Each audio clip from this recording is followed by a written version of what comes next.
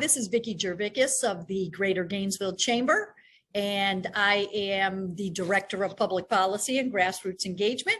And I'm delighted to be here today with Ed Book, one of our candidates for the City Commission, and he is running for District 2 seat.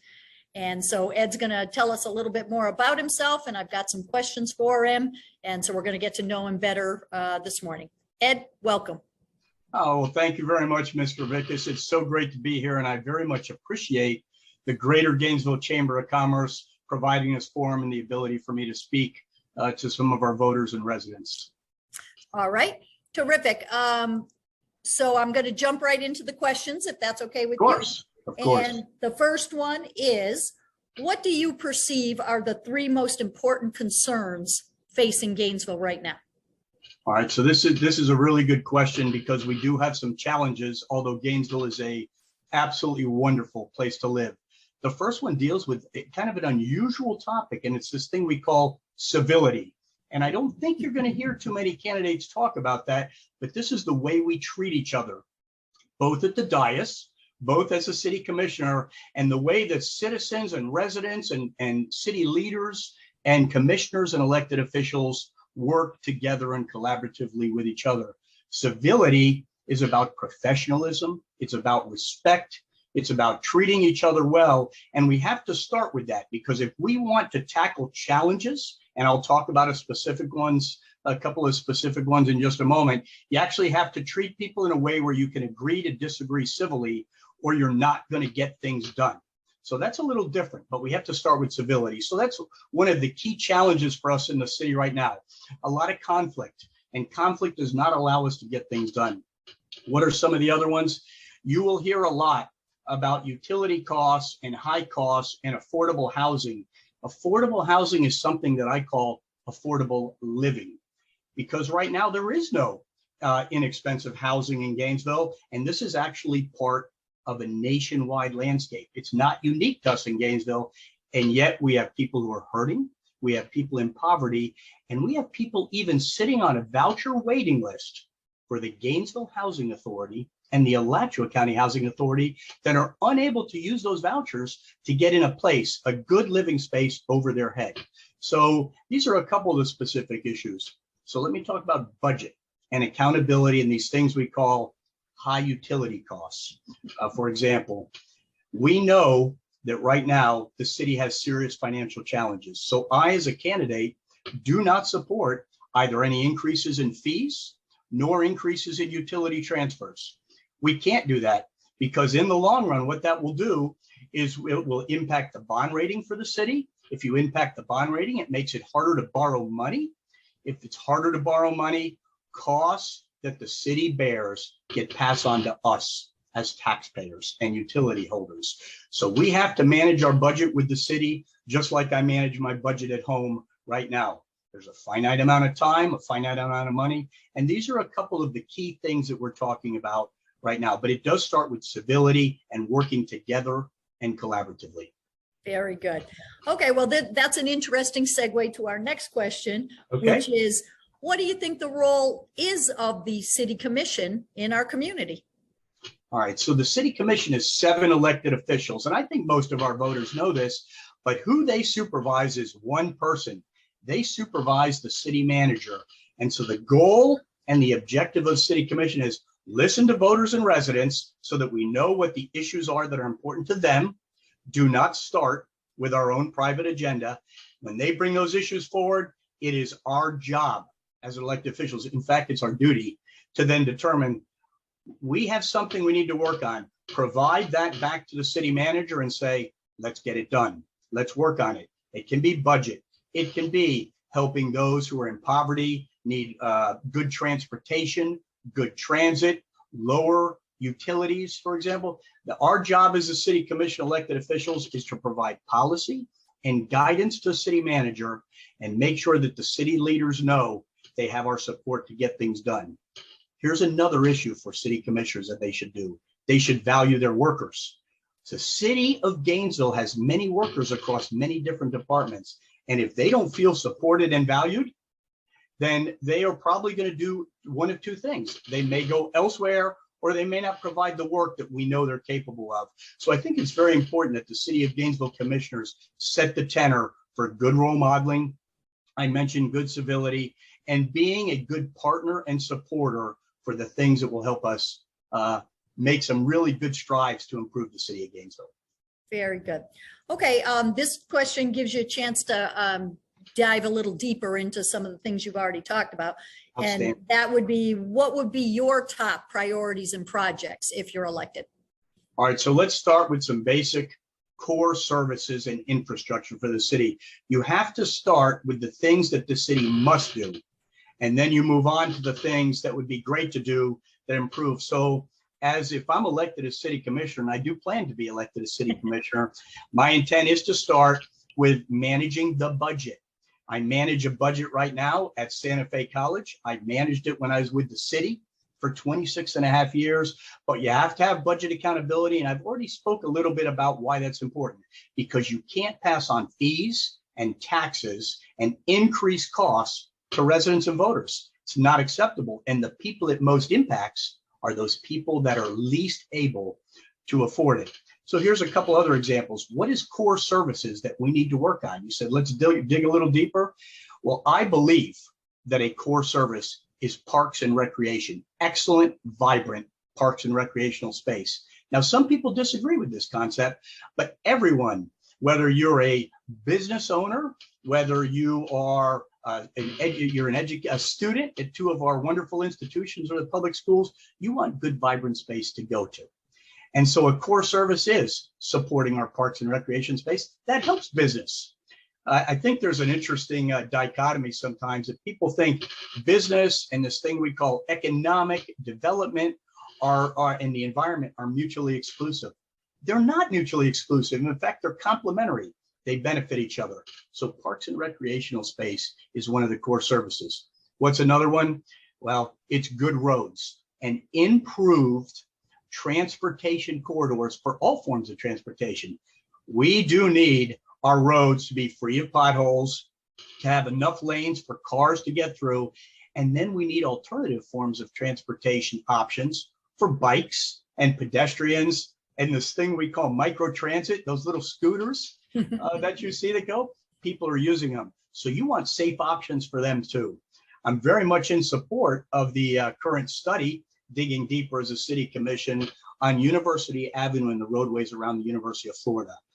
Lots of people use those roads, and we can't have people that are injured and hurt and even killed because those roads are not made in such a way that they're safe for the cars and every other person that uses it, no matter what way they use it. So roadways and transit corridors is a absolute core service. And then lastly, determining who are those people most in need in our city is what a city does. You need to support each other. So when you identify people who are in poverty that do not have the ability to pay their utilities, or those same individuals often don't have cars, the people in poverty don't have good transit options, then we need to make sure that our bus and our public transit and our micro transit is on the corridors that those individuals can use and use inexpensively. One interesting thing is I think that for those who are in poverty, they should have free public transit. And people say, well, how can you do that? Free public transit for a small amount of the population would have a minuscule effect on our budget. And it's the right thing to do. I have a car. I can drive where I want. But the person who's trying to get to good education and a good job needs to have the same transportation opportunity that I have.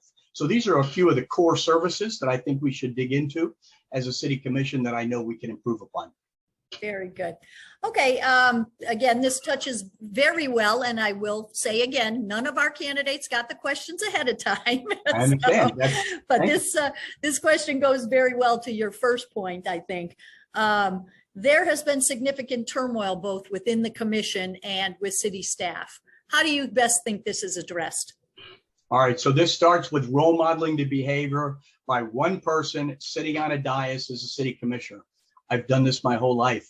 I've been a police officer my whole life in public safety. I was with the city for over 26 years, And I've been at an incredible, wonderful difference-making organization, Santa Fe College, for over 10 years, and I have their support to stay.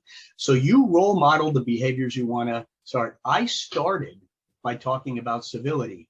When someone comes to the dais, I need to actively listen. That's something I've done in public safety. It's how I live my life, and really understand what is the concern or the challenge or the issue that they're bringing before. And then, is it supported by other members of the city? Is it one individual with one concern that we may be able to help?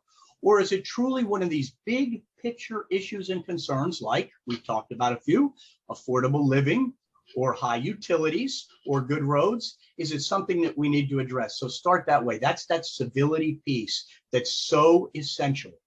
If I do that, I'm one person, but I treat someone well, I don't take things personally. So our leaders cannot take voters and residents coming to us and feel like it's a personal attack.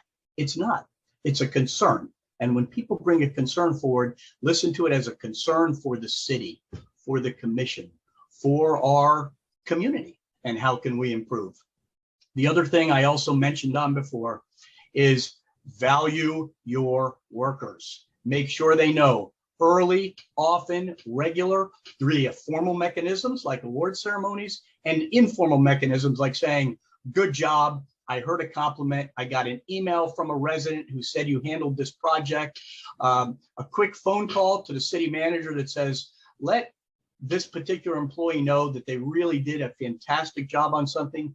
Formal and informal methods of recognition for the people that do the job all the time. I'm a police chief right now at Santa Fe College. I sit at a computer and I may do email and administrative tasks, but who's doing the work? It's the police officers and the dispatchers and the work study students I have, and they're doing the vast majority of the work. I set the tone and they go out and do incredible things. And that's what you do as a city commission, set the tone. Very good. Okay, and the final question is one of these big wrap-up ones, which is, why should members of the business community vote for you? Well, for one thing, I recognize how to network and communicate and partner across the vast array of services, both profit, nonprofit, and other service sectors. So that's important. I worked with the city for 26 years, and I can say that if you speak to the people I worked in many different capacities at Gainesville Police, I am certain they will tell you that I got things done. Well, that's important because we need to have good education, good economics, good careers and job and technical career and CTE, career and technical education at the city. I already work at an institution that understands that, Santa Fe College, and I understand it. I also recognize that when people try to polarize things like the environment and working conditions and wages and environment and things like the chamber and business and development, those all should be working together, not separately. They can't work like this. They have to work even if you agree to disagree together. And that's what I've done now for, well, since 1982, when I moved to Gainesville, went to school and met my wife here. So I'm really good about collaborating.